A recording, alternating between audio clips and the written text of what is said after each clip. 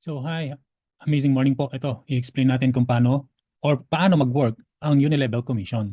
Ito po yung tinatawag na repurchasing or rebates. Dito po kasi magkakaroon tayo ng rebates every time na nagre-repurchase tayo ng mga products. And hindi lang po yung tayo ang mag-repurchase para tayo kumita dito sa unilevel, magkaroon ng commission, pati na yung magiging under natin and mga under ng organization mo. The whole organization, magkakaroon ka ng mga commissions, rebates. O yun, no? For example po, isang box dito is magkakaroon ka ng 1% or equivalent to 5 pesos per box. Ito po, no? Nagba-vitamins ka, bumibili ka ng mga iba't ibang klase ng vitamins, no? Ito, mag-change brand ka lang ng I am worldwide, no? Dito sa mga barley and meron tayong immunology. Every time na nagre-repurchase ka, nagkakaroon ka ng rebates. Ano, pag-usapan natin, no? Ito po paano mag-work yung unilevel commission. So for example, kayo to, no? Naka-position yung account mo, nagkaroon ka ng mga level like yung paano mag-work yung mga level. Ito, kung mapapansin nyo, level 1, level 2, level 3 hanggang level 10. Ito yung rebates naman, may mga 5%. No? Tapos ito yung mga rank naman from Copper to Sapphire Elite Executive. So ito for example, ikaw to, yung first level mo, yun yung mga direct referral mo. Okay? Yung second level naman, yun yung mga referral ng referral mo. Second level. Yung third level, yun yung referral ng referral ng referral mo. Yung fourth level, yun yung referral ng referral ng referral ng referral mo.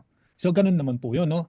Sa lahat ng mga referral ng referral mo, ay magkakaroon ka ng commission. Pero depende yun kung anong package meron ka. For example, copper package lang yung inavail mo, and then nagkaroon ka ng downlines or under ng organization mo, no, hanggang fourth level ka lang. For example naman, bronze yung account mo or package mo, hanggang fifth level ka lang.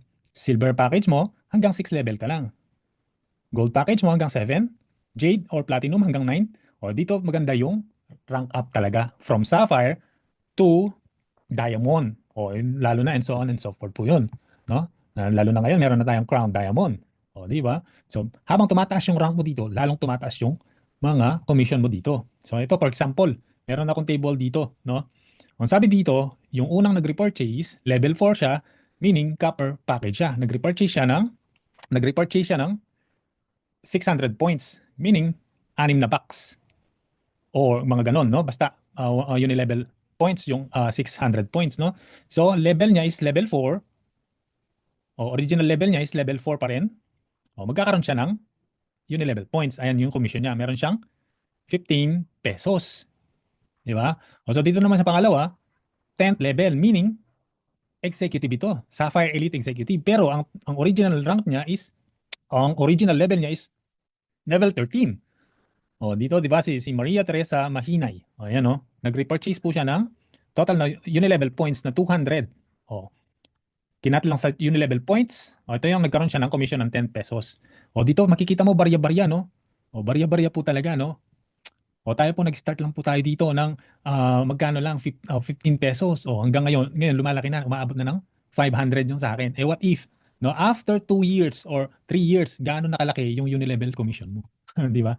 Ang napakasarap lalo na kung Sapphire, kung kung ano ka na, kung anong tawag dito? Sapphire, Ruby, Emeralds, Diamond, pagka ganun na yung level mo, ganun na yung rank mo. No, lalong tumataas kasi ayan no, from hanggang 10th level hanggang and so on. Ito nga level 10 niya pero original rank niya is original level niya 13 no. Niro-roll up compression pa yan. No, pagka elite executive ka na dito.